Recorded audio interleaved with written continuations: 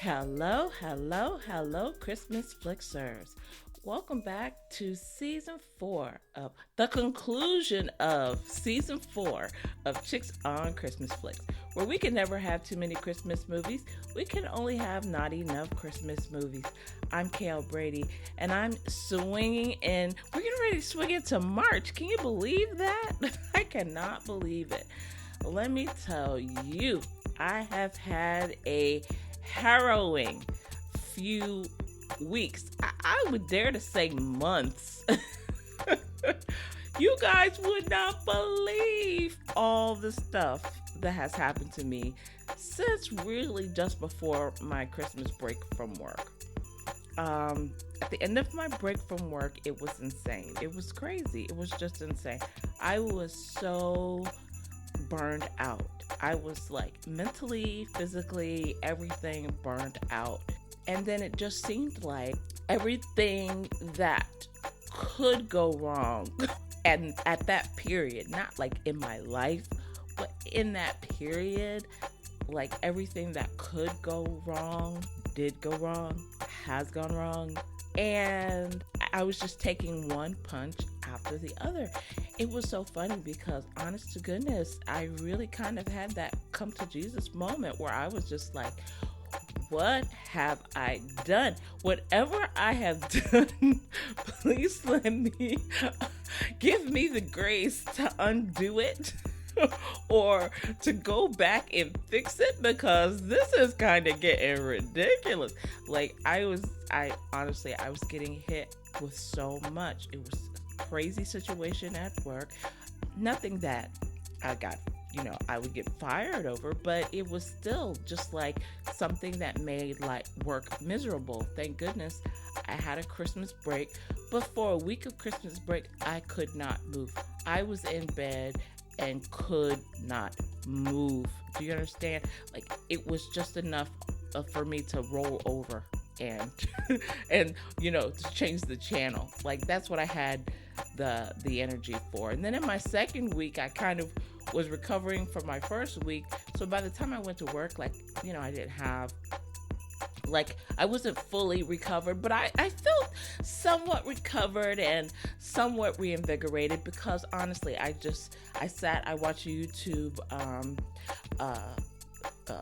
sermons from different spiritual leaders in the community, and that honestly was what kind of fed me during that period and kind of reinvigorated me. But little did I know, when I came back to work, I was just going to be running into like the same cycle of insanity, between work being crazy, between working like kind of insane hours.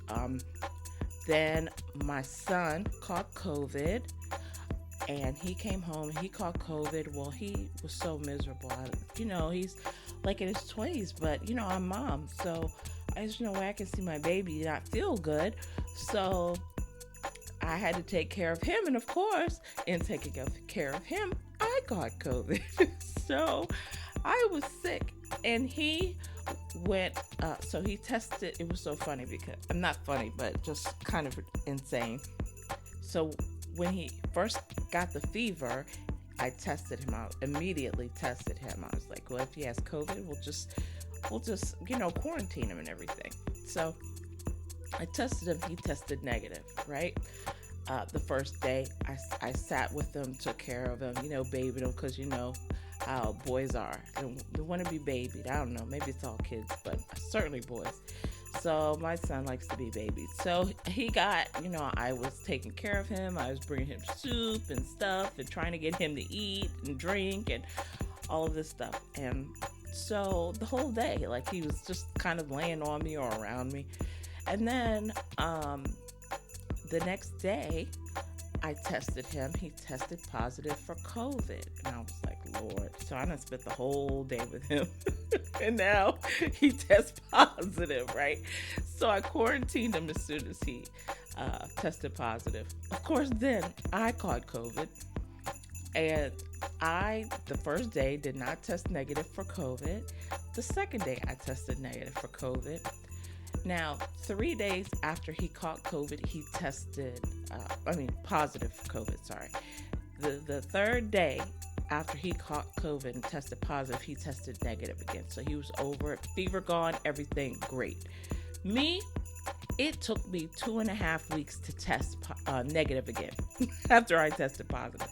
2.5 weeks. I was upstairs in my room, I was quarantined. Couldn't get a lot done then. So, the period between me and getting the show done was like insane. So then I get well from COVID, and then I have car problems. And there's one thing about like buying, what some may consider like a luxury vehicle. You get it at a cheap price, but the repairs are still luxury level repairs, still super expensive. So I take it into the shop. Honestly, like I don't even have like little lights in my, nothing, right? It's just, I thought I was going in for a little flush or something, oil change, a flush or whatever. And they're like, yeah, all the repairs you need, it's like $20,000. I was like, what? So, honest to goodness, I was just like, really, after this is like right after COVID. So I'm in this flurry of thing. And then somebody at work says, yeah, and we want you to travel to Virginia, like Southern Virginia. That's like a 4-hour trip, 3 to 4 hour trip, right? Not something that I'm going to fly for, so I need to be able to drive. Well, of course, I just got hit with the news with the car. It was just insane. So it was actually cheaper for me to buy another car than it was for me to get my truck fixed at the time. So my truck is still downstairs. I mean, it's fine. But now I have another car. It's just like insanity over insanity. And then I'm coming into this period where now things are kind of calming down a little bit, knock on wood, but it's just been insane. And it's like, have you guys ever like gone through the period where it's like one hit after another and you're like, how do I maneuver through this? And honest to goodness, it has just been truly the power of prayer that has gotten me through this. That is my testimony for today. Like when you don't know what to do and the hits just keep coming, just keep praying, because you might not magically overcome it, but you get through it somehow. And so that's where I am. I'm kind of getting through it, and now I'm back doing the show, keeping up with stuff, and so I don't know. I hope you resonated more with the prayer part than the hits part because it's just been crazy. But I thought you guys deserve to know why I've been out of commission for so long, and that it wasn't just me like not being lazy and not wanting to do the show. It was really me just going through stuff. So anyway, but I'm kind of, like I said, swinging out of that. Also, it was funny, before my break, I talked to my manager. My manager was like, Carla, you've been working for like 2 years straight without a break. And like when I'm working, I don't even realize it. But yeah, so I was working for 2 years straight, with the exception of a couple breaks, one for being sick and the other one for going to a writer's retreat where I admittedly wrote the whole time, or I was plugged in to work and making sure that I didn't miss work stuff the whole time. So I didn't really have a break. So 2 years of breaks, then this, stream of absolute life crap happening. And that lands me here without an episode since the end of Christmas. I truly, truly apologize to everybody who has tuned into the show, who has downloaded the show between the end of Christmas season and now. I apologize for not, getting up to date and everything, but I hope you guys can understand that sometimes when life just gut punches you, you just need to take a minute and breathe. and not do stuff. And so that's what I did. I took a minute to breathe, to get my bearings, to make sure that my head was on straight. And now I can kind of get back to writing. I have a book coming out for Christmas in July. I'm so excited about the story. Oh my goodness, it's like one of my favorite stories ever. It is, I usually write a lot of comedy without tearjerkers, but this one's kind of a comedy with a tearjerker element in it. And so I've just been catching up with that. I've been catching up with my YouTube channel. I've just been catching up with a lot of stuff. So now I get to catch up with the podcast. And so really, that's all I have to say about that. So what we're going to do this episode, it's going to be 2 episodes in one. You're going to get a double episode. So in the first part of the episode, I'm just going to talk about how we wrapped up season 4 of the Chick Flicks Christmas movie season, right? The 2023 Christmas movie season. We'll talk about how we wrapped that up with some really good movies that were on the list, including To All a Good Night, Magic and Mistletoe Match, A Christmas on Cherry Lane. You guys got to remember that one. Round and Round. A Cowboy Christmas. That was the one with all the sex. I have some news item about that. Yes, Chef, and a bunch of stuff more. And then I had like a kind of a hidden gem, like a Secret Santa, my Secret Santa hidden gem. And then I had one Christmas turkey of the week, and oh, was it a turkey. So I cannot wait to talk to you guys about the turkey and how we wrapped up the end of the season. So now, actually it's kind of good. I've had a chance to let things settle and really decide where my top 15 list kind of falls, what kind of falls on that list, what really resonated and what really didn't. It wasn't like quickly hurrying up and putting together that list, right? So today, after I do the wrap up from last season, I'm going to give you my top 15 movies of the 2023 season. Okay, top 15. So that will come on the second half of the show. So, if that's what you want to hear, you can jump ahead. Otherwise, you kind of just listen in, because I've got a lot of good stuff going on. All right, so today I'm going to do the St. Nick shoutouts, but it's going to be really short because I have so much going on for the rest of the show, including some news items. So anyway, as always, first things first, I will always have to give thanks to the audience. And honestly, I have to give thanks to all the audience members who have listened to the show, despite the fact that I haven't recorded in a few weeks. Once again, I will say this, every time I go out for a while, I will never quit the show unless I'm in the dirt. So, and so if it never shows up again, Carla's gone. Like, that's the only reason that I will not ever do the show again. So, things are just crazy. Even if it's just one person listening, I will be doing the show for that one person. I said it and I mean it. It doesn't matter when. I may go out for periods because life just gets crazy. I want to do the show regularly, but sometimes life just gets in the way. Doesn't stop my love of Christmas movies, though. Doesn't stop my love of Christmas books. So I'm always going to have interest in it, going to want to chat about it. But, when life gets in the way and I have to prioritize, sanity and actually paying the mortgage over doing the podcast, sometimes I got to do that. So anyway, today I'm going to give some big love to the 5 all-time highest locations for listeners. I'm very excited to do that. So with that said, let's get started. Remember, I don't know who you are, but I know where you live. Number 1, Good Virginia. Good Virginia, thank you for joining, Good Virginia. Number 2, Wenatchee, Washington. Wenatchee, Washington. I had to take a minute to think about how I was going to pronounce that one. I was about to say Winnetucci, Winchichi. Like, I had all kinds of bad pronunciations in my head. I'm sorry, and I hope I really didn't mess that up.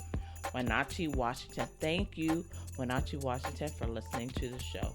Number 3 on the list is Charleston, South Carolina. Charleston, thank you for joining Charleston. I'm so excited about that. And number 4 is Childersburg, Alabama. Childersburg, Alabama. So thank you for joining us.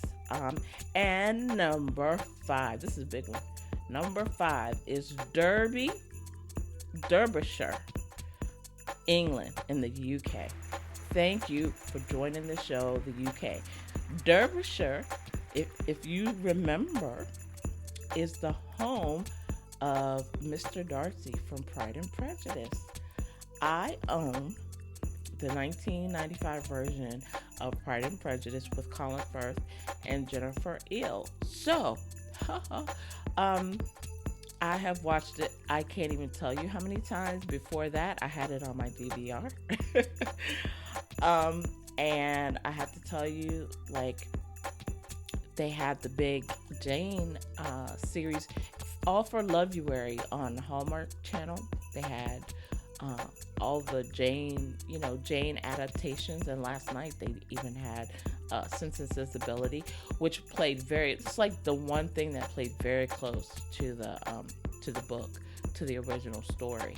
So if you get a chance, listen, and go ahead and watch Sense and Sensibility. I actually liked it. It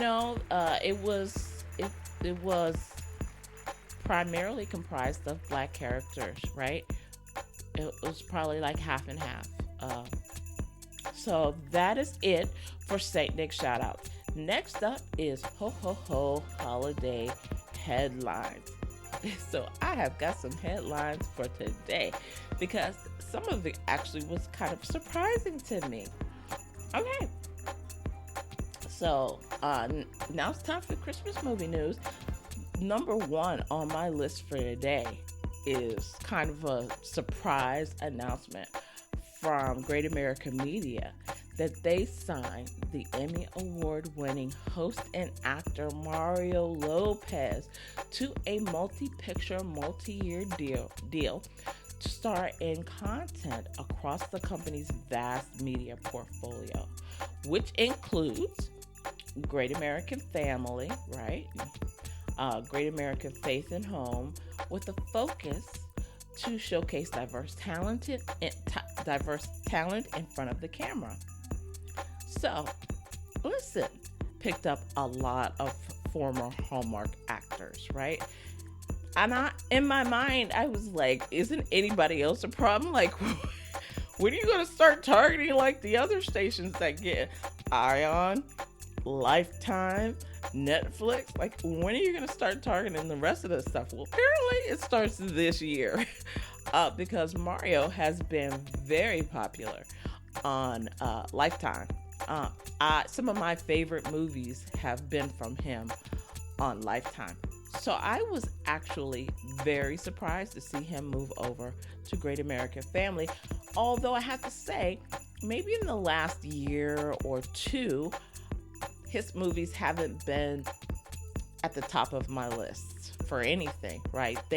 I've certainly watched them, but they've not like ranked really high. Like coming out at his initial movies maybe 2 years ago were probably my favorites.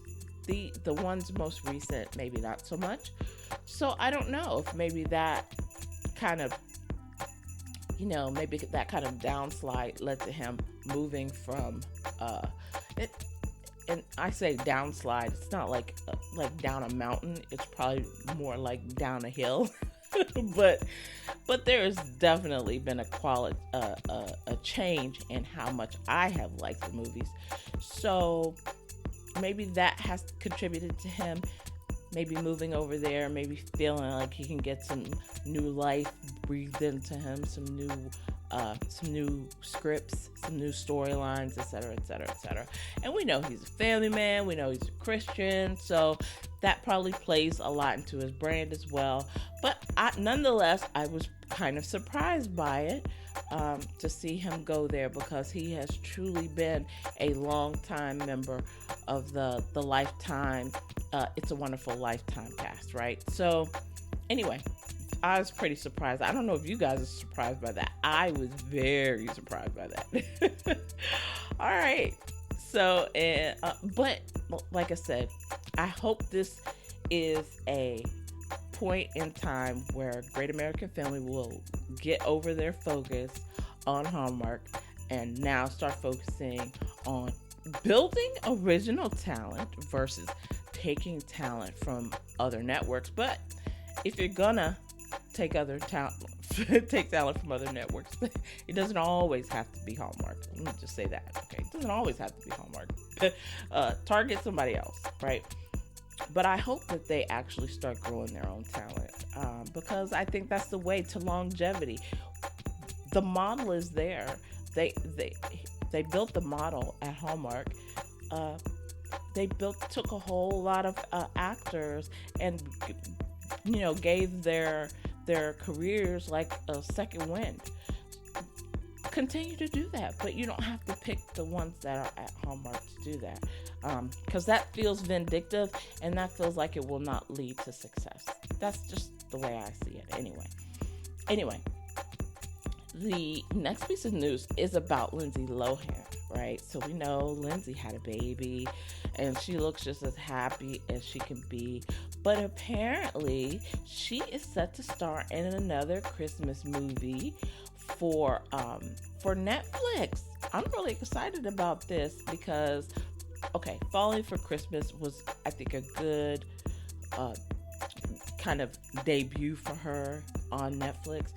But I'm definitely excited to see her in other projects. So we have Lindsay Lohan with Kristen Chenoweth, right?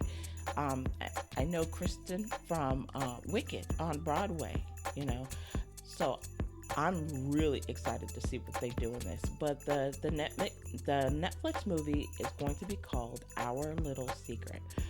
The film was written by Haley DeMonici. Centers on two resentful exes who are forced to spend Christmas under the same roof after discovering that their current partners are siblings. Think about that. You're resentful exes, and you find out that your current partners are siblings. That's crazy, okay? So that sounds like a lot of tension, immediate tension, and a lot of comedy. Like, you could really write a good storyline off of that. So I'm really excited to see that coming up. I think that's for this Christmas or next Christmas. So I'm really excited to see if they're recording it. If it was Hallmark, right, and they're filming it now, it would be for this Christmas season. But Netflix kind of rolls on different schedules, so we'll see. The next piece of news, I have to say, my son and I, even to this day, one of our favorite traditions is putting up the Christmas tree. And then after we put up the Christmas tree, we make hot cocoa and we sit on the couch and we watch the Polar Express. And that has been our tradition since the movie came out. I think the first year we went to see it in the movie, and then after it came out in the movie, we bought the DVD, and we have watched it every single year nonstop since then. That's just how we kick off our season. That is how we know that our Christmas season has begun. Well, almost 20 years later, the Polar Express 2 is in development. Can you believe that? So apparently the project is still being worked out, and I don't know if they're gonna have Tom come back and do the characters. I hope so, because I can't wait. But that just gave me serious giddy when I heard about that. Now we'll have 2 movies to watch back to back for our tradition. So I'm really excited about that. So I will definitely keep you up to date if I hear that news. I know that is not Christmas rom-com, but it's Christmas and it's important. Okay. Next on the list is Kenya Barris. So I don't know if you guys know Kenya Barris, but he became popular from writing. He's the writer-producer for Blackish, right? Now, I'll admit, I have seen a few episodes of Blackish here and there. I did not watch like every season, but every time I watched it, it was hilarious. Like, it was so funny. And then he had another series that was on Netflix. I cannot remember, something ish on Netflix, where he starred in it. He actually starred in it and wrote it, and that was hysterical. But it was the language was, if you don't want to hear that language, well, you would have heard it on the Netflix one, even though you didn't really hear it a lot on the ABC one. Anyway, apparently he is creating his version of It's a Wonderful Life. That's like wild to me.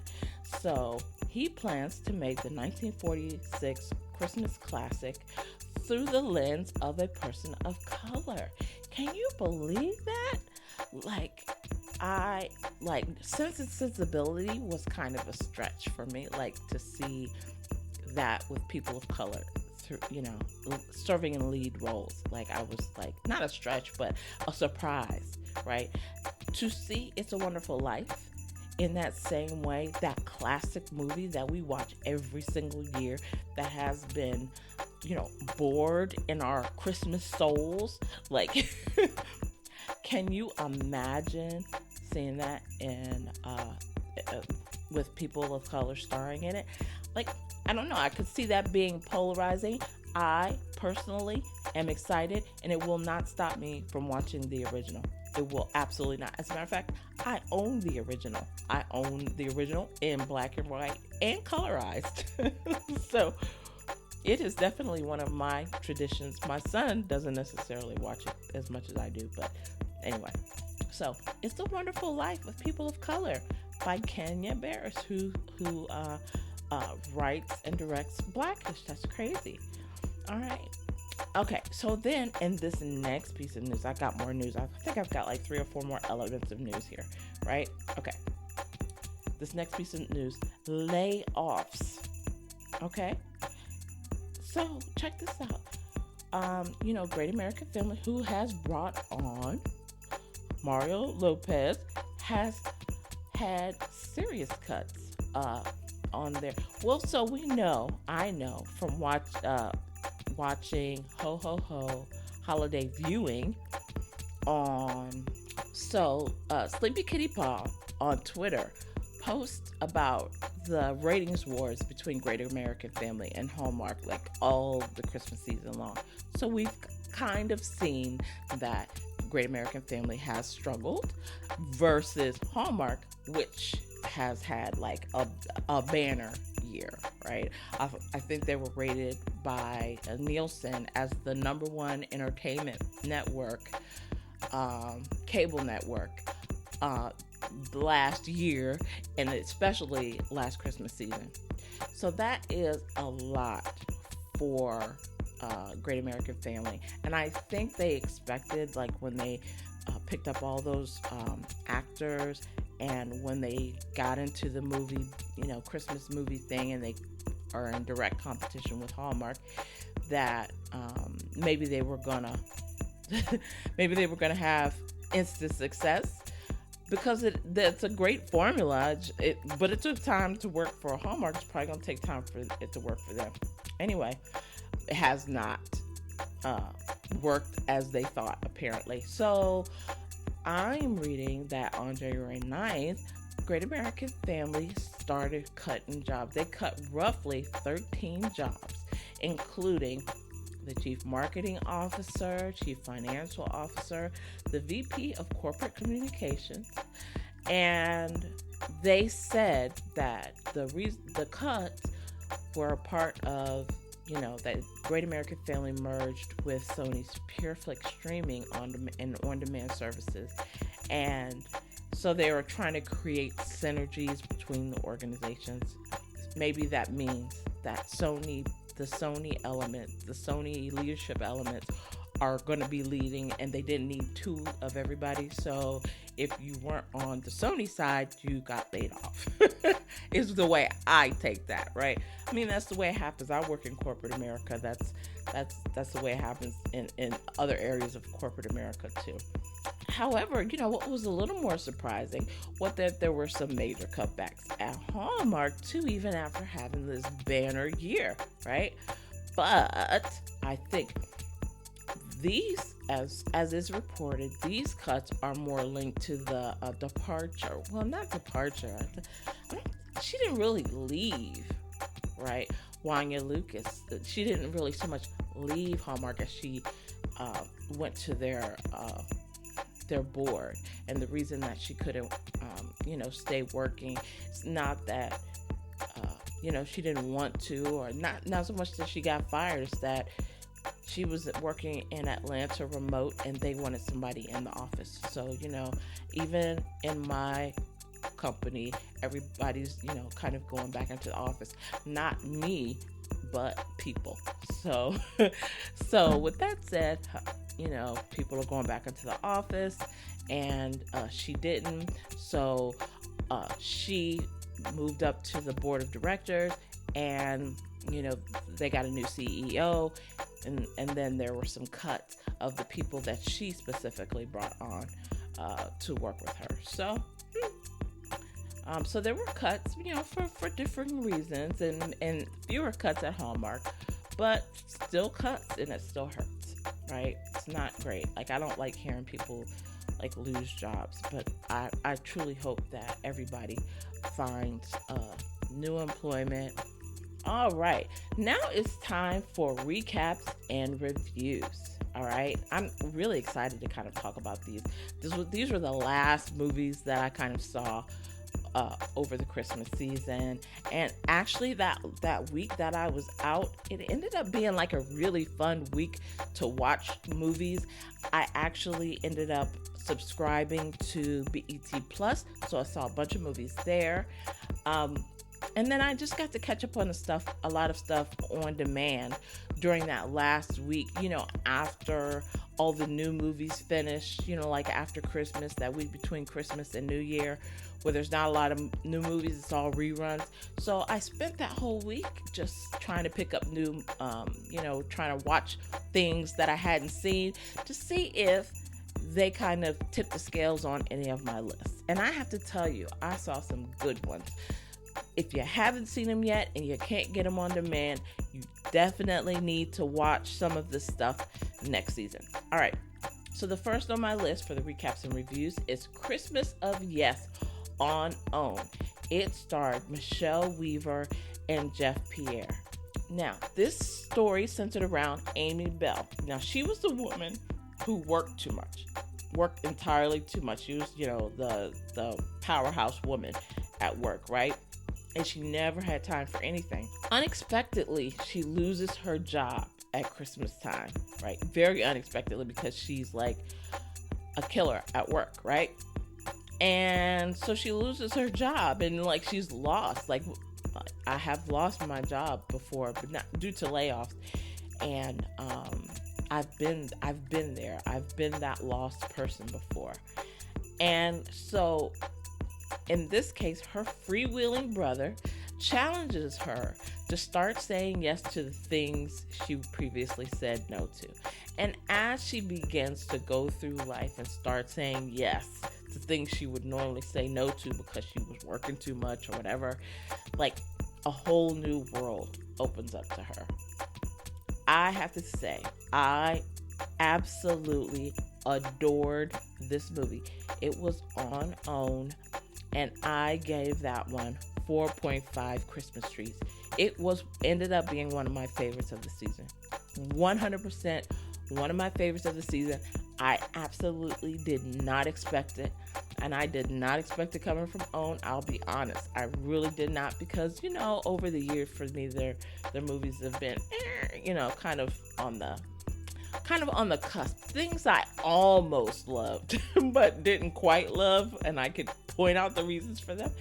But this time, I really loved Christmas of Yes. So if you get to see it, I think I did see it on demand a few days ago. If you can catch Christmas of Yes, watch it. You will enjoy it.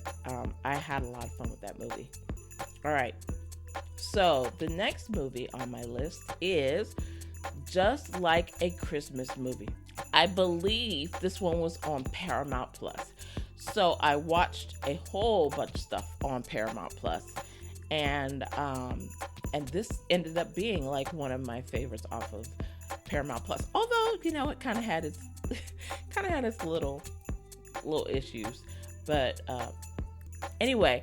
So what happens in this one?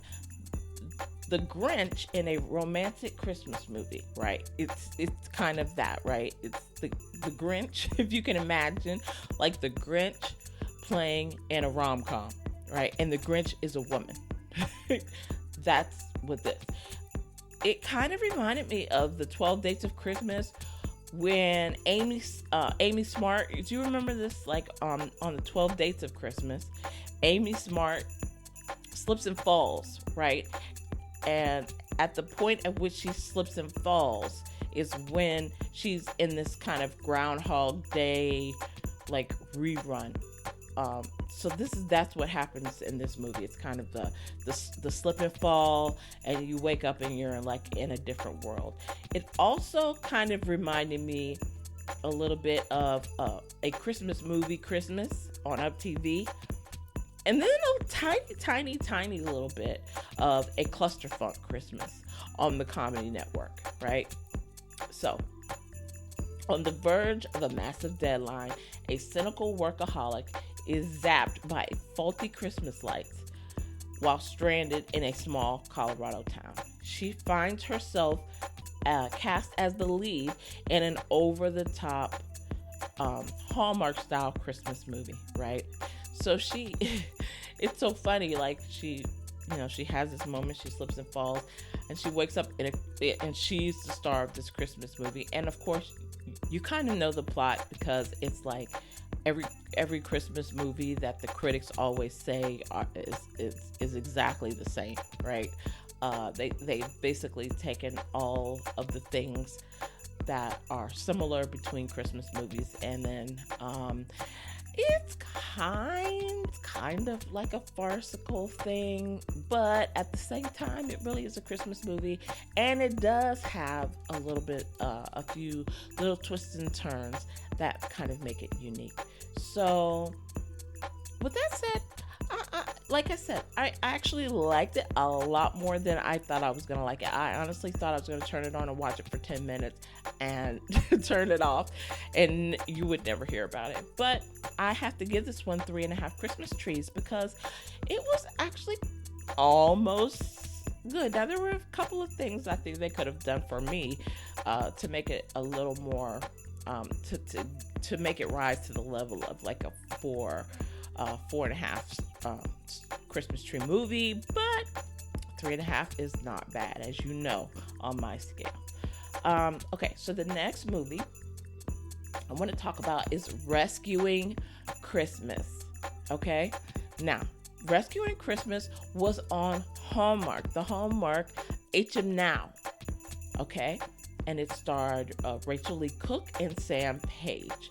Now, I kept trying to figure out, why would you have these two major Hallmark stars, and why would you put this movie, it would premiere on HMNow versus on screen, because I never saw it on TV, right? I never saw it on the Hallmark Channel. I never saw it on Hallmark Movies and Mysteries. I never saw it on Hallmark Drama. So like, why? Why did they put it here? So when I watched the movie, it became super clear to me. So Where Are You? It's very, very similar to Where Are You Christmas, that starred Lindsay Fonseca and Michael Rady. Here's kind of the premise, right? So the North Pole thinks Christmas isn't in trouble, so they devise a plan to save it. They'll grant 3 wishes to a Grinch-like person. Nothing crazy, no instant millionaire, right? You can't wish to be an instant millionaire. But the idea is that granting the wishes will bring back the Grinch's Christmas spirit, right? So, and if they feel like if they could do this to a Grinch-like person, like that would bring back the Christmas spirit, right? So in this movie, Rachel is the Grinch, right? She's the Grinch in this scenario. Rachel, she's the Grinch. Okay, fine. So she's going through all the motions for Christmas. We see her character, right? Her character's like going through all the motions for Christmas, doing all the Christmas things, but her heart's really not in it, right? Not at all. I saw that in a lot of people around me, by the way, right? I don't know. Maybe that could have been me. Nah, I don't never go through the motions for Christmas. Like, I'm always into Christmas, into the season, into the reason for the season. But, I can be exhausted. But she just did not have the spirit, right? So the one bright spot in Rachel's existence is Sam Page, who, her friends are trying to set her up with this guy, and she's not embracing him. So, she's sitting at her computer, and she gets this email saying she won, right? That she won this, the 3 wishes. And of course, she rejects the email at first. She's like, this is crazy. But then she decides to try something small. And gets her, and then when she gets her wishes granted, then we're kind of off to the races. I gotta tell you guys, like, I don't know why Hallmark didn't feature this on the channel. After seeing this and how good it was for me, I do not know why they did not feature this on this channel, especially during like the New Year's weekend when they had run out of basically new material and they were repeating. Like that whole week, they could have put this on. I like this far and away better than Where Are You Christmas? And I love Lindsay Fonseca and Michael Brady. You guys know how I talk about them. How I talk about, Next Stop Christmas as being, it was my number 1 movie a couple years ago, right? Loved Next Stop Christmas. One of my favorites. Michael Brady, one of my favorite Christmas actors. And yet, Rescuing Christmas was better than Where Are You Christmas? So if you have not watched it, you must. For me, that was 4.5 Christmas trees. Easy. It was 4 to 4.5, I'll say. 4 to 4.5. It was very near, like, one of my favorite Christmas movies of the year. Okay?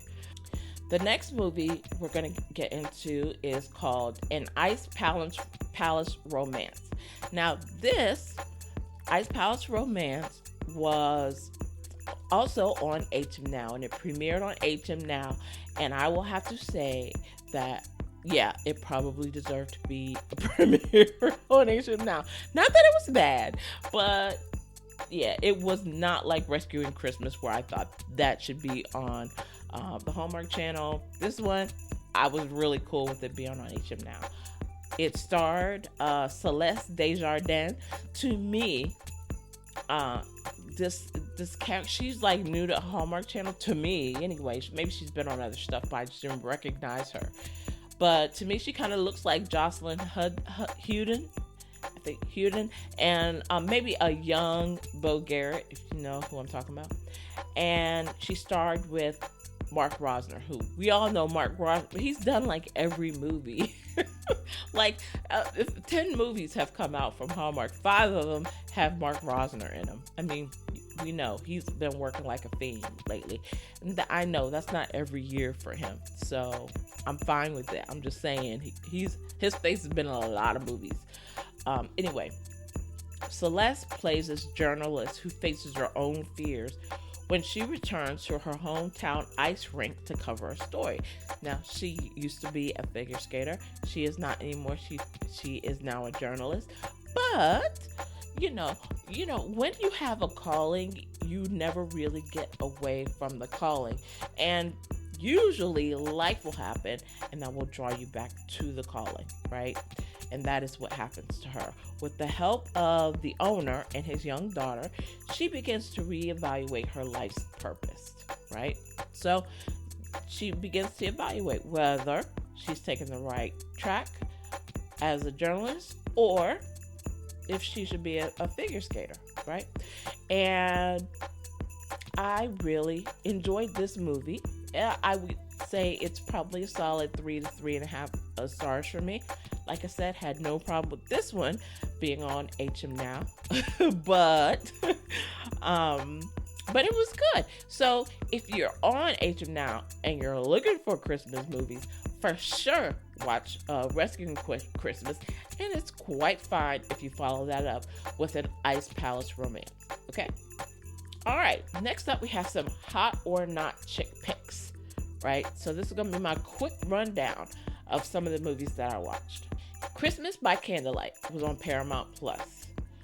To me, that was a not. I know that is so rare that you hear me say a not, but that's a not. If you're on Paramount Plus and you see that one, like, you can watch it, but let me just save you some time. It's not necessarily the one you want to spend your time on. Just like a Christmas movie, that one you want to spend some time with. This is probably not the one. Okay. The next up was Never Alone for Christmas. Now, I was surprised at this one. This was on BET Plus. And I thought this is going to be a dud spud, not a grated potato. But it was a grated potato. So, Never Alone for Christmas on BET Plus gets a hot from me. It starred Macy Gray, Mignon Vaughn, and Alan Maldonado, right? So, here's the premise. When Lauren, who's in advertising, gets cold feet and calls off her wedding to Miles, a vet tech, right? He's a vet tech. He loves animals. And he's carefree, super carefree, right? Neither dreamed they would be forced to spend Christmas alone. By coincidence, each ends up at the same Cajun Christmas retreat. Now, who leads this retreat but Macy Gray? Now, if you know anything about Macy Gray, you know how crazy Macy Gray is, right? That was good. So each comes to this retreat with someone new on their arms. And so they bond over bad dancing and some really, really, really bad jokes. And anyway, so there's a whirlwind romance, there's an engagement, there's just a lot that goes on in this movie. And all I can say is I could not turn the channel. I could not get up. I wanted a snack and I couldn't go get a snack because I wanted to see how this ended. I didn't want to stop it.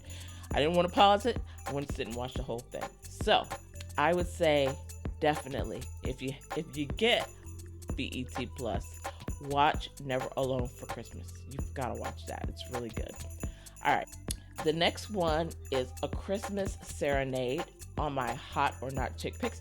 This one I called a not. With all the, kind of singing movies, the gospel, this one really kind of worked my nerves. I did not like it very much.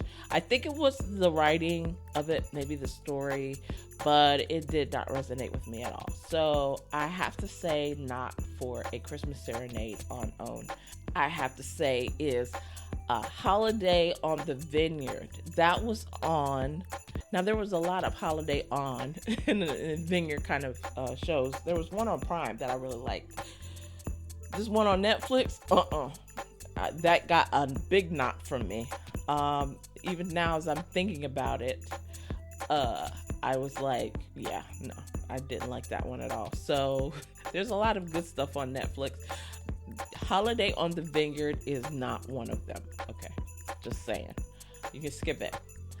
The next one on my list is A Favorite Son, which was on BET Plus. And it was actually written by an author. Well, the the original story was written by an author friend of mine. Of course, the screenwriters and screenplays, playwriters get a hold of it and do their own takes on various elements of the story. But the original was written by one of my author friends. So A Favorite Son, Christmas, still it got a hottish from me. It starred Tank, the singer, if you know the singer, soul singer, R&B singer. Tank and Pastor Creflo Dollar was in this one. To me, it was kind of in the vein of Kirk Franklin's A Gospel Christmas.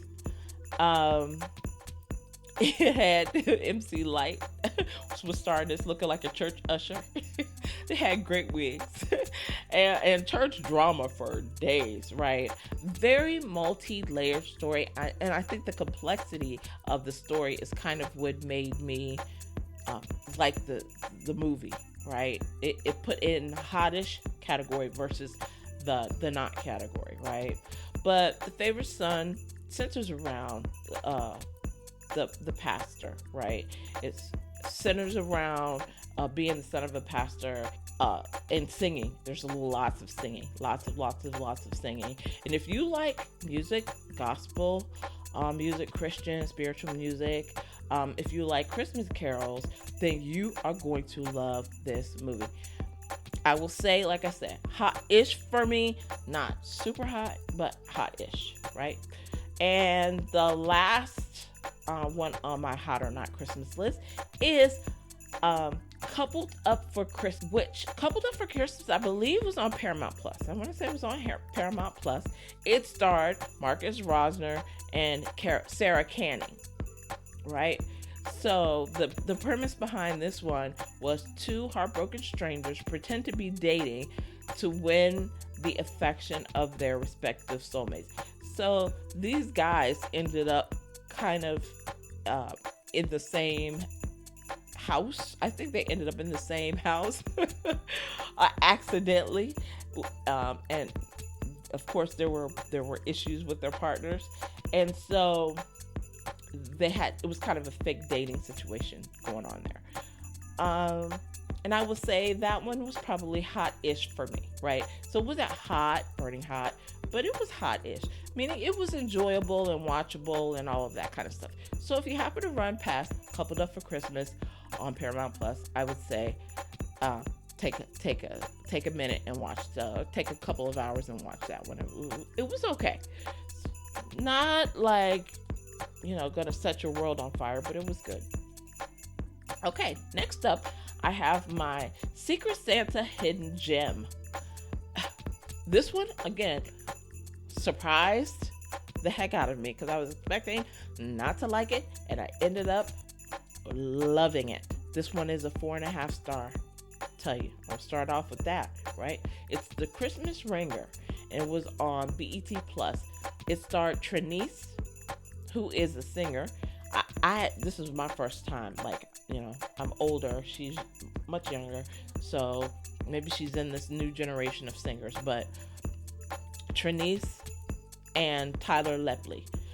Now, Tyler has been on Baggage Claim, if you know that rom-com, The Haves and Have-Nots, Harlem, on Prime TV, the show Harlem, and P-Valley, right?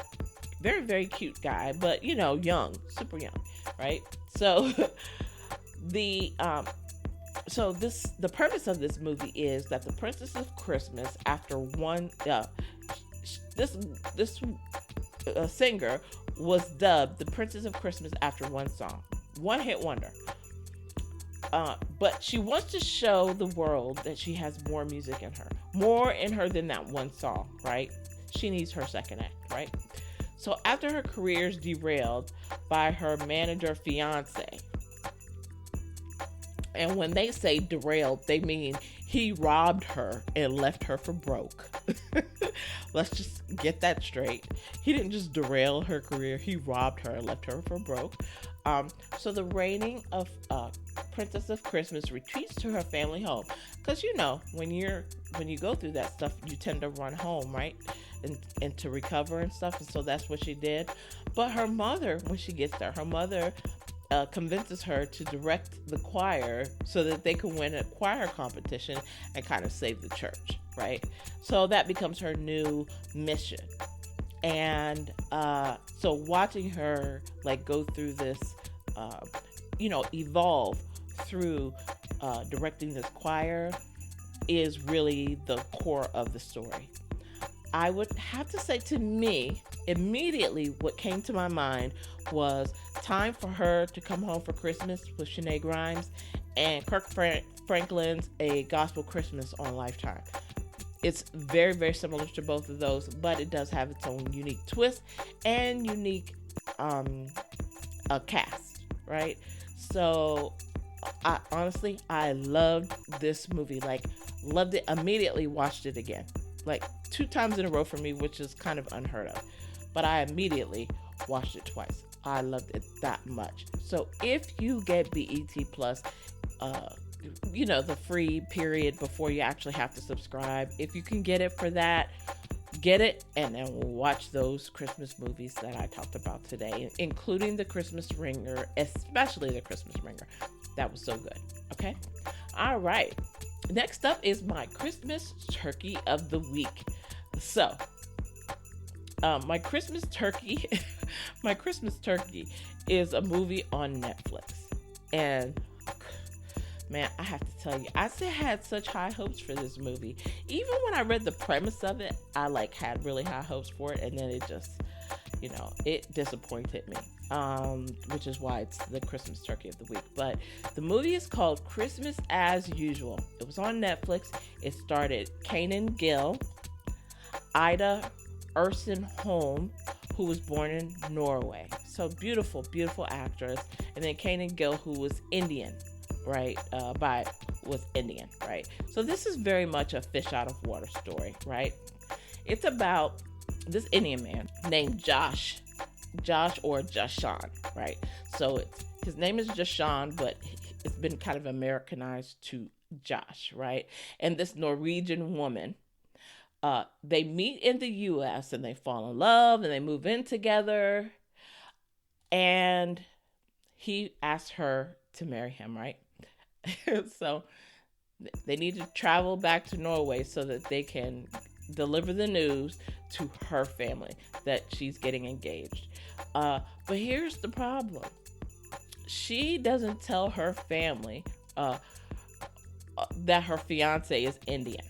So when he walks in the house, Mr. Dark brown skin into Norway, it's like one of the whitest countries in the world.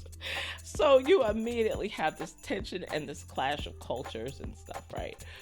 So when they get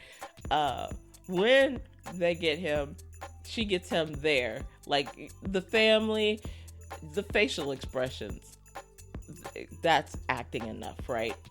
They get him there, and of course they're calling him all kinds of names. Jashan isn't hard, but they end up calling him like Shazam and like all kinds, just getting his name wrong, looking at him crazy. Like it was really a bad situation. And so after the movie was over, I had to really sit with it for a minute. I was like, how do I feel about this, right? I know what I had a problem with. So when I went on to online to see just what people's thoughts were about it, right? So I went to this Reddit forum, right? And they were talking about it, and then one Indian woman thought it was really funny, and then there were other people who were like saying this was very, Jashan was very stereotypical, and that that it was wildly racist. I mean, so there was this very a polarizing view that people had of the movie, right? And so I go to this Reddit forum, just kind of, like I said, to gauge the temperature on it. Opinions swung on this from the movie was wildly racist to it was funny. Jashan faced microaggressions. Jashan was stereotypical.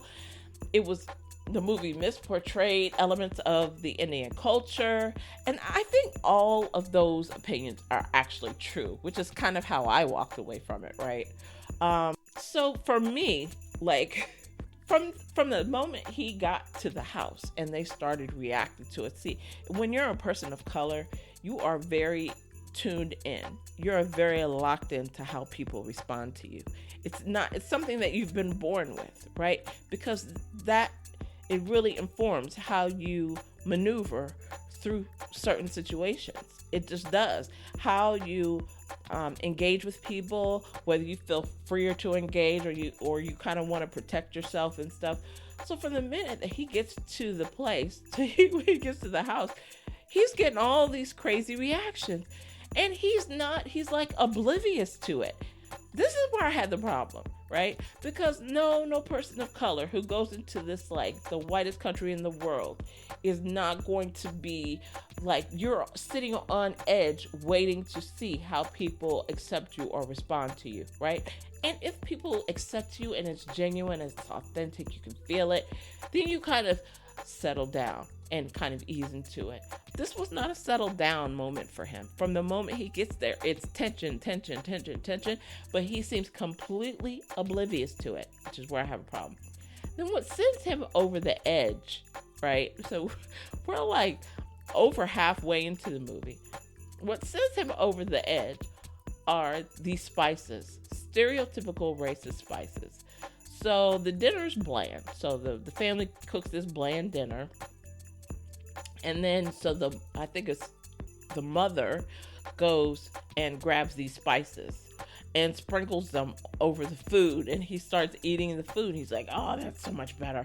And then he looks down and she's giving him this black boy Kreider blanding and Hindu seasoning. Like, you could just get him salt and pepper.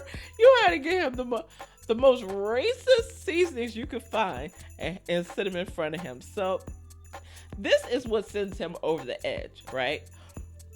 And so here are the biggest problems I have with the movie. One is that the main character, Thea, she doesn't even tell her family about Deshaun. That's not fair to them, right? She doesn't tell them that she's bringing home this Indian guy. And she doesn't tell Deshaun about her family, her country, or its traditions. And so he's flying blind. And to me, if you're going to bring someone into a situation like that, you better have my back. You better cover me. You better stand up for me, because you are throwing me literally to the wolves. And she just threw him out there, no protection whatsoever. And she didn't explain anything to either her family or them. So, I really put a lot of blame on the character Thea, right?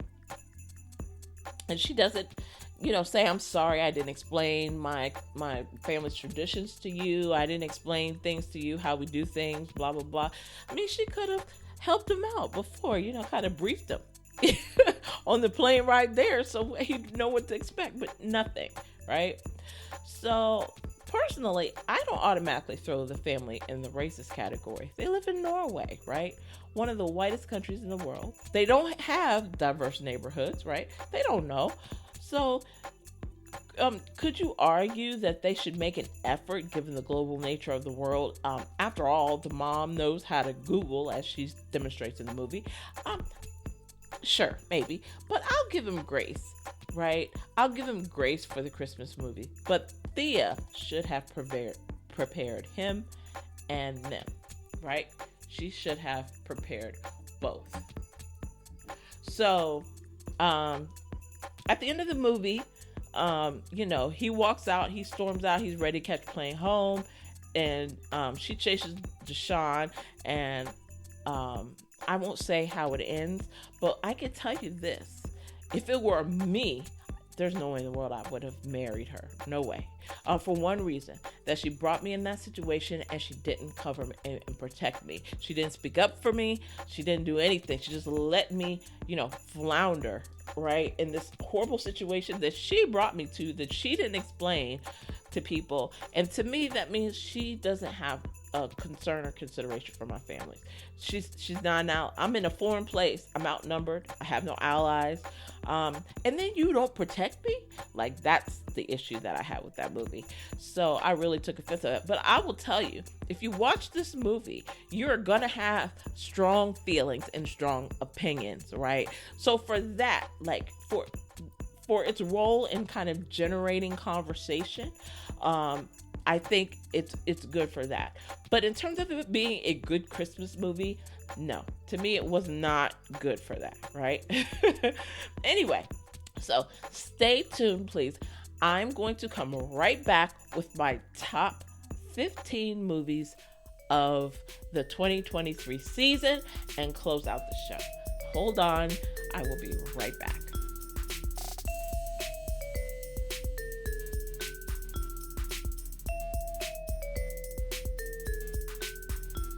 Now available for pre-order. Are you looking for the perfect romantic comedy to help you find your calling and renew your faith in Christmas magic this holiday season? Look no further than The Nick Before Christmas, a heartwarming story about one woman's journey to her second act and back to her first love. Nikki Wright is ready to celebrate the big 5-0 for Christmas in July, but a hot flash leads her to a sobering realization. Her life has hit rock bottom. Her successes, the home and the car, feel empty. Her vision board has been a waste of time, her job is unfulfilling, and she's mulling over a proposal from Smith, who she's certain she doesn't like. The best day of her life spirals into the worst. During a near-death experience, a meeting with her guardian angel presents Nikki with an ultimatum. Either go to heaven or return to Earth and find her second act by Christmas Eve. If she doesn't succeed, her future's bleak. Her life will be filled with days no better than the worst. With only a few months to make her dreams come true, can Nikki achieve her second act and rekindle an old flame with Jordan to have the Christmas of her dreams? The Nick Before Christmas delivers unforgettable moments of self-discovery and romance. It's an enchanting story of love, hope, and faith that will fill your heart with joy this Christmas season.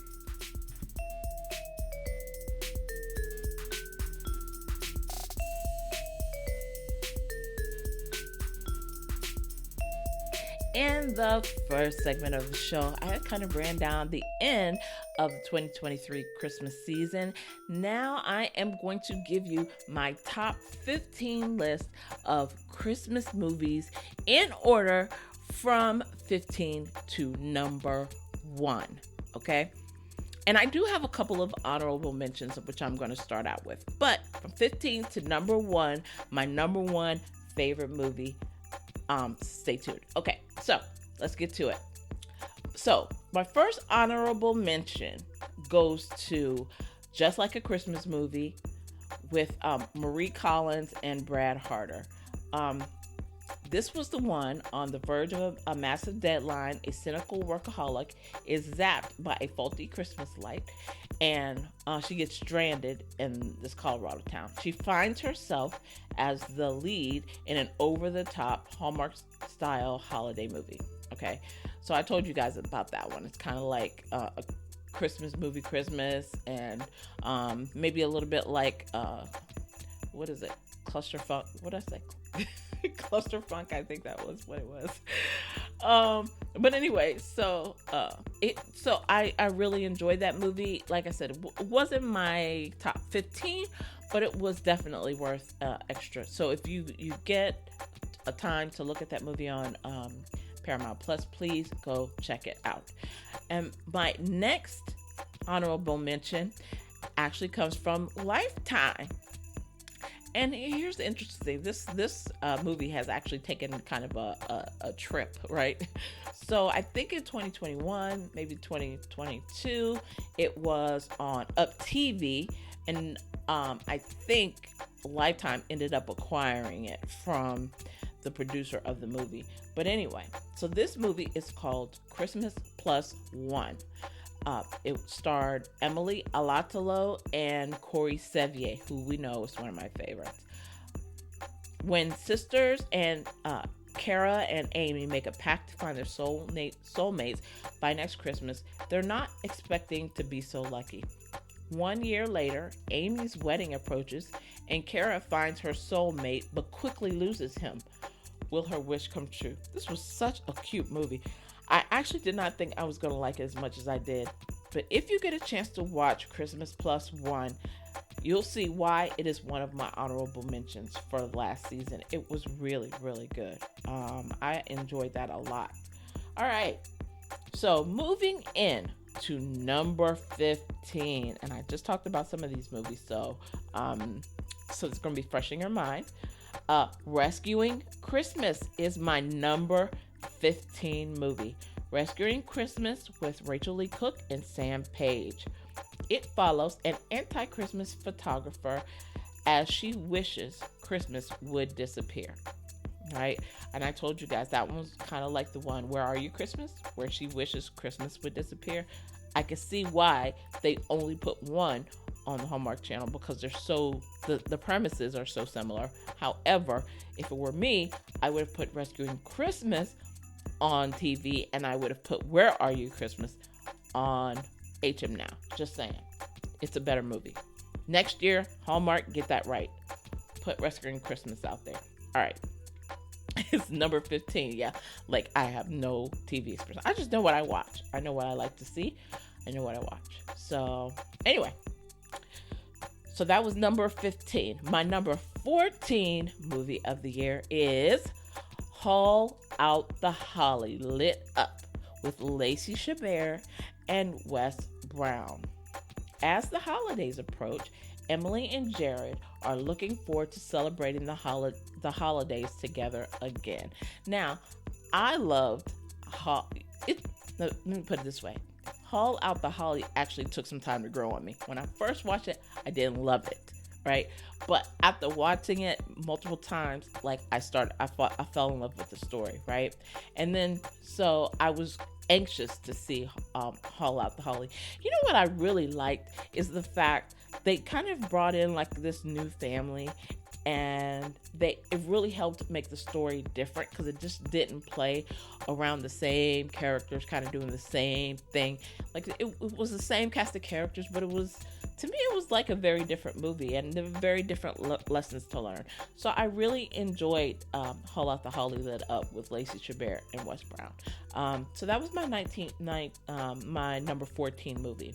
My number 13 movie was Heaven Down Here. This one premiered on Hallmark Movies and Mysteries, right? This is kind of one of those Christmas dramas. You know, anything on Hallmark Movies and Mysteries could potentially make you cry, right?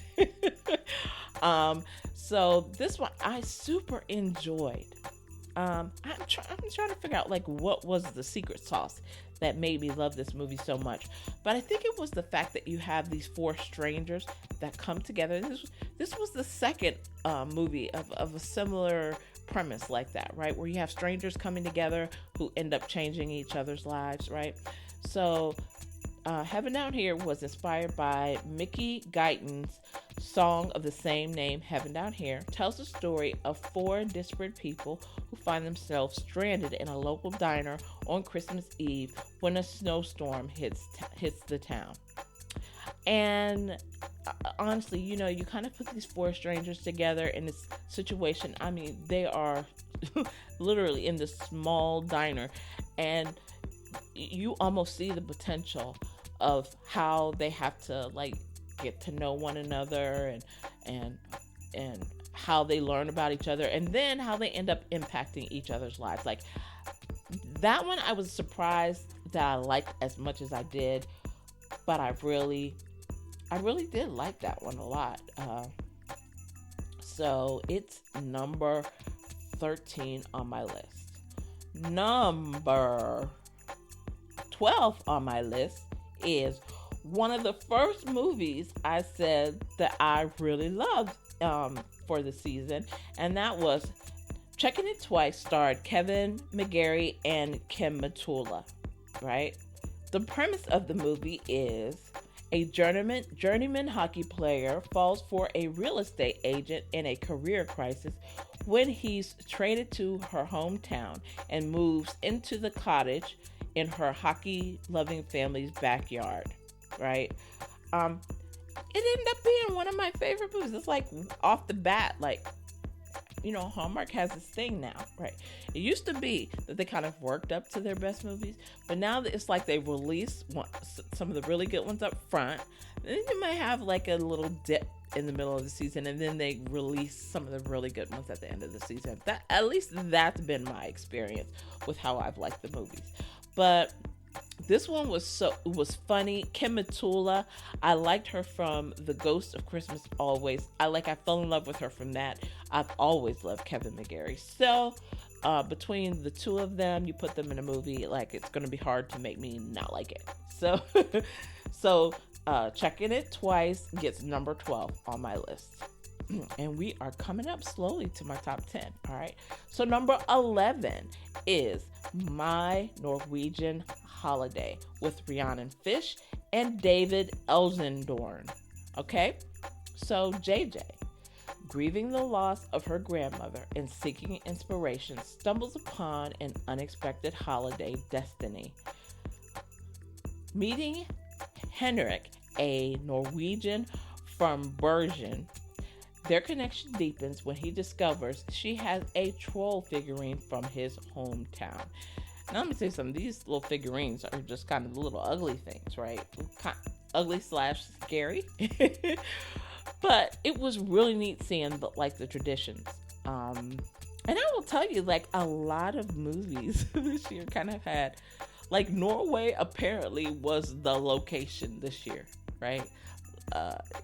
It served as kind of the foundation for a number of movies throughout, and not just Hallmark, on Netflix, it was quite a bit. So I learned a lot about Norwegian tradition because of all the movies that were made that centered around Norway this holiday season. And then there were a couple of them that were on the Hallmark channels. Okay. All right. We are rounding into my top 10 list.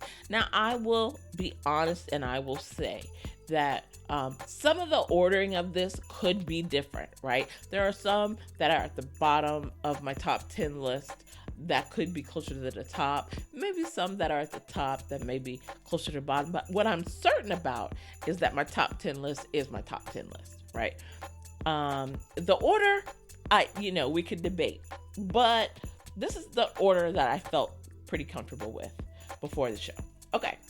So my number 10 show is Holiday Road, starring Sarah Canning and Warren Christie. Now, I just told you Sarah Canning starred in Just Like a Christmas Movie, I think, right? No, it wasn't her. She was in another movie. Oh, no. She was in the Christmas Couple movie, on the fake dating situation. So, on Paramount Plus. So she was also there, but she's also here in Holiday Road. And I have to say, I like her better in this one than I liked her in that one. To me, this is a better story, better script. So, Sarah Canning, Warren Christie, 9 strangers stranded at an airport during the holidays unite for a Christmas road trip. They're all stranded. They get a big van and they all pile in and realize they're all going to the same place. So they all pile in, and so they unite for this Christmas road trip to Denver. And of course, there's adventures all the way from this airport all the way to Denver, right? Misadventures lead to unexpected bonds and heartfelt conversations. I really love this one. It kind of reminded me a little bit of Heaven Down Here, with the idea of the strangers getting together and changing each other's lives. And that is what happened on Holiday Road. I think it was supposed to be loosely based on a true story. So, that was something else that I kind of connected with, but I loved it. I absolutely loved that. That was so good, right? It could have been higher, but I don't know. I loved everything on my list. And so everything in the top 10 list belongs there. Like I said, you could debate the order. Number 9, Christmas on Cherry Lane. That was a Hallmark movie with Catherine Bell and John Denton. and Jonathan Bennett. Over the holidays, three couples at different stages of their lives traverse significant life turning moments at 7 Cherry Lane. Now, I would say this. It took me, I watched it the first time and I really didn't get it. And I was even live tweeting and I walked away for coffee and I missed popcorn.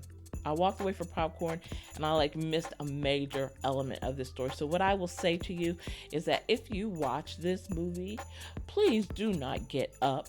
If you haven't seen it already and you don't know the crux of the movie, don't get up from the thing. Just sit there and watch it. I was so mad at myself. Something that I completely missed the first time that I caught the second time because I didn't get up the second time. It is so important that you do not get up from this movie because you will miss a key element to the story and what ties all of these families kind of together and these life changes and stuff together. I did get it at first, but I got it the second time. And I loved it the second time. I loved it the first time, but I was missing a big piece of the puzzle the second time I got it. All right. So that was my number 9 movie, Christmas on Cherry Lane, with Catherine Bell, John Denton, and Jonathan Bennett. My number 8 movie is Christmas at the Chalet with Terry Hatcher, William DeVry, and Dan Payne. Now, I will say, Terry Hatcher had a movie on Roku and she had a movie on Lifetime, and I actually liked both of them. The one on Roku probably could have been close to an honorable mention, maybe not quite, but I definitely like Christmas at the Chalet. Ex-TV host Lex finds herself spending Christmas in a chalet with her son, ex-husband, and his new girlfriend. To avoid things getting too close to home, she volunteers to work at the chalet, all the while documenting it for her new followers. So she's gotten into social networking and Instagramming and all of this stuff, trying to find her second act, and she finds followers and that all care about what she's doing at this chalet. So she goes to work and, things kind of take off from there. It's really interesting. I actually love this movie. I love Terry Hatcher. To me, I love her storylines because they're all kind of centering around the older adult woman in these second act situations. I love that. All right. Number 7 is Holiday Hotline on the Hallmark Channel with Emily Tennant and Niall Mater. After leaving London, Abby connects with an anonymous caller while working at a cooking hotline. The caller is single dad John, who Abby unknowingly has become smitten with in real life. That was one of my favorites. That one came on, I think, very early in the season, or I think before or at the Thanksgiving time frame, and I have to say, that's one I put on my DVR and I have not deleted. Loved it. Loved the movie. To me, it was funny. It was heartfelt. I loved Niall Mater kind of playing the single dad, and Emily kind of running from her romantic life and running to something she didn't expect, and finding a relationship that she didn't expect to find. But it's also got this kind of mistaken identity piece to it too, which is good. So I think this was really well written. I think it was really funny. I think it was very heartfelt. It's definitely one of my favorite movies of the season. Definitely deserves a spot on my top 10. Number 6 on my list is The Christmas of Yes. I just talked about that earlier. It starred Michelle Weaver and Jeff Pierre, a woman who works too much and never has time for anything, unexpectedly loses her job at Christmas. Her freewheeling brother challenges her to start saying yes to things she previously said no to. I told you that one was on OWN, and I loved it. Definitely worth your time. One of my favorite movies of the season, without question. Okay. Number 5 on my list is The Christmas Ringer.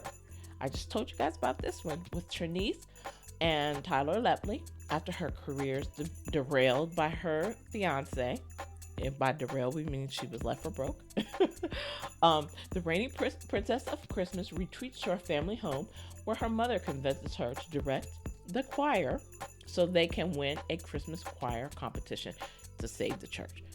That to save the churches I'm adding on it, but that's what it was for. Loved it. BET Plus. If you haven't seen it, you want to see it. You know, get the free, the free version of BET Plus for a week, 7-day, the trial period, and watch all those Christmas movies. If you don't want to, I shouldn't encourage people to do that, but if you don't want to, if you don't want to subscribe to it forever, at least get it long enough to see the good movies. All right, my number 4 movie of the year is To All a Good Night with Kimberly Susted and Mark Ganime. A small-town photographer saves the life of a mysterious man who may just be in town to buy her family's parkland, which is also the location of the annual Christmas celebration. I gotta tell you, at first I thought, oh, this is gonna be some Hallmark movies and mysteries. It's gonna be something that makes me cry. I'm not gonna like this or whatever. This very easily could have been a Hallmark movie. To me, it was really enjoyable. It was not the heartstring puller, but it was certainly engaging and fun. It had a couple of heartstring pull moments, but I think not so much more than you would find on any Hallmark movie, right? But they had great chemistry. Kimberly Susted and Mark Ganime. I know him from a couple of movies on Lifetime Network in the past couple of years. So when I saw them together, and he is cute. Let me just tell you, he is a hunka, and he has the most beautiful eyes. So when I saw them together, I was like, yeah, I'm going to like this. They had really good chemistry. They were really funny together. They really played off one another well. If you haven't seen that movie, you must see it. It was on Hallmark Movies and Mysteries. I suspect that it will graduate to Hallmark Channel next year. I suspect. I'm just saying. But if it stays on Hallmark Movies and Mysteries, it's fine. Okay, so that was To All a Good Night on Hallmark Movies and Mysteries. Kimberly Susted and Mark Ganime. My number 3 movie of the year is The Santa Summit with Hunter King and Ben Hollingsworth and Amy Groening. Okay, at a Santa-themed holiday event, 3 teachers get their groove back, strengthen their friendship, and unexpectedly find love along the way. I loved this movie. I loved it. I bought it's kind of that misconnection type movie where you meet somebody early and then you lose contact with them and you try to reconnect with them, but things keep getting in the way. That is kind of the relationship between Hunter King and Ben Hollingsworth on this. I have to say, I really loved it. But I loved the entire cast. I loved the 3 friends. I loved that they all kind of try to find love or make those connections in their own way. It was like 3 love stories in one. 3 love stories wrapped in a Christmas story. How could you not love this? And I mean, they were 3 really good, well-written, well-balanced stories. So you don't feel like one was more important than the other. If you feel like you got 3 movies in one, because everybody had their own storyline and nobody really got short shrifted in this. It was such a balanced, well-balanced story. That's one thing I love about it, because a lot of times you have 3 people and then one person their story kind of takes over the whole movie and then you don't really hear about the other 2. But in this one, all the main characters got their full play. got their full stories told. You got to see like the beginning, middle, the full 3 acts of all the stories in one. So I have to say, I have to give it a big one up for the writers of this. They really told a balanced story in the hour and a half time, because you got to count for commercials. So in the hour and a half time that they wrote this movie, it's incredible.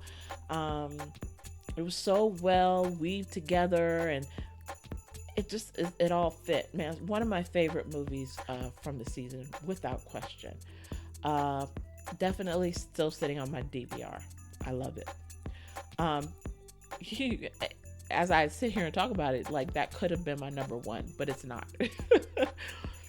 Number 2 is A Biltmore Christmas with Bethany Joy Lenz and Christopher Palaha.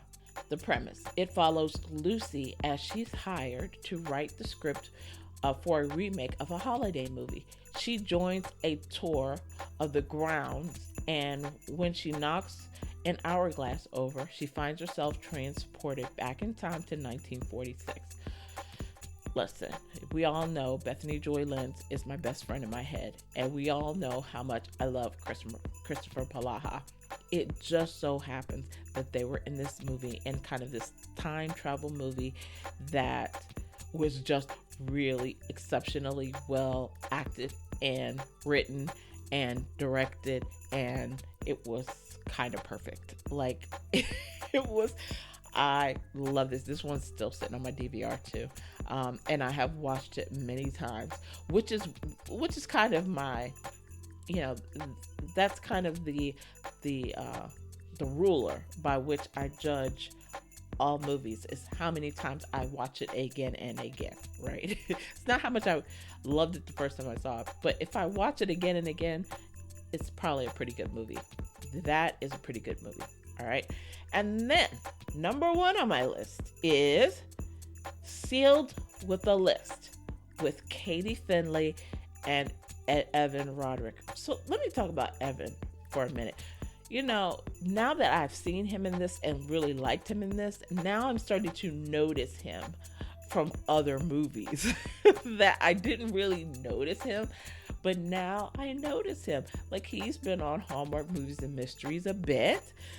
He was in the new Aurora movie. He was in one of the series. I forget which series it was. He was in one of the mystery series. It's just not coming to me right now. But so he's been in a lot of stuff. Oh, Autumn in the City. So he's been in stuff, right? And he never really stood out to me until after I saw and loved him so much in Sealed with the List. And now it's like I see him everywhere, and I'm like, I thought he was new to Hallmark Channel. No, he's not new, right? So if you heard something earlier last season of me talking about him, sorry, like I totally got that wrong, right? I didn't know. I didn't realize how much stuff he'd been in. Anyway, this is my number 1 movie. 100%. Like, I love Katie Finley. I'm used to seeing her with Wyatt, right? This is like Wyatt Nash or whatever his name is. I'm used to seeing her with him. So I was expecting not to like this because I was like, she's not with her guy. But these guys played so well together. I love their chemistry. I love the premise of the movie, that she's promised a friend that she's going to make her life so much better. That she's going to, improve her life, and her best friend goes away, and then she just goes through life and forgets all about this list of things she's supposed to do to make her life better until she gets word. Procrastination, right? It's like typical. So it's like so me. Like, you forget, and then somebody calls you and tell you, oh yeah, I'm coming back home, and then you remember that your list isn't done. So now instead of having a year to get the list done, now you've got like 3 weeks and you've got to get all this stuff done, and then kind of like the snowball effect of all these things going right and wrong, Like, I just went through that at work and stuff. So I could definitely relate to the movie and how things snowballed for her, and it started out bad, but it actually kind of worked for her good. It's very spiritual and biblical if you think about it. All things work for the good, right? Everything worked for your good. Even the bad stuff worked for your good eventually, and that's kind of the crux of the storyline, right? That even the bad stuff works on your behalf and then gets you where you really want to be and where you want to go. So I loved Sealed with Alyssa. Maybe for that reason, maybe for others, maybe because I love Katie Finley, maybe because now I'm starting to love Evan Roderick, but I loved it. I don't know if I said the premise, but the premise is this holiday season, Festive Carly sets out to conquer her list of abandoned resolutions from last year, aided by co-worker Wyatt. So that's funny that they named his character Wyatt, which she normally plays with the Wyatt. She finds love and the confidence to chase her dreams. I mean, it was such a heartwarming ending too. Absolutely one of my favorite movies. As I sit here and think about it, and then I think about how many times I watched it later. As a matter of fact, when I get off the show, I'm gonna go watch Sealed with Alyssa again. That's how much I liked it. All right.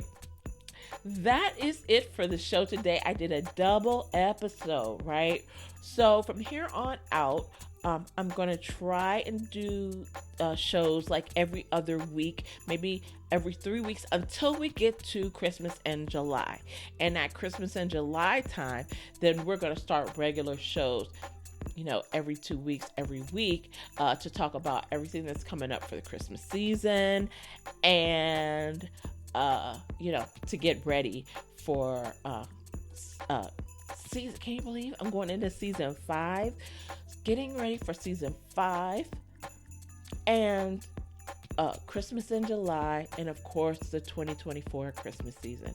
So thanks everybody for hanging out with the show for all this time.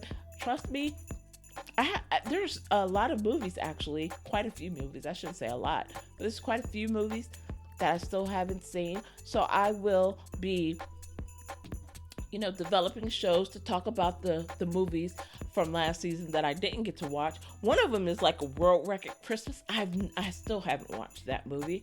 Mom's Christmas Boyfriend. I still didn't watch that. Christmas with the Knightleys. I didn't watch that. Unforgettable Christmas, A Catfish Christmas. I still have quite a few Christmas movies that I haven't seen. So, while we're waiting for the next season, while we're waiting for Christmas in July, I'll definitely, keep you guys up to date on that kind of stuff and keep you up to date on the news. I still get my Google alerts every day, and so I'll keep you up to date on the news. And we still have a lot of news to go through. I went through half the news stories today. So, and like I said, in another 2 weeks to 3 weeks, I'll be doing another show, getting caught up on the news, getting caught up on what's coming new in any of the movies that I missed from last season. So please stay tuned. Don't go anywhere. I am coming back for season 5 for sure, 100%. Like I said, unless things are out of my control that happen. But if it's in my control, I will be here. Okay? So thank you to my music producer and show editor, Will B. He created all the custom music for this show. He's at Wildcard Music, and you can find his IG page in the show notes. Until next time, remember, at Chicks on Christmas Flicks, we can never have too many Christmas movies. We can only have not enough Christmas movies.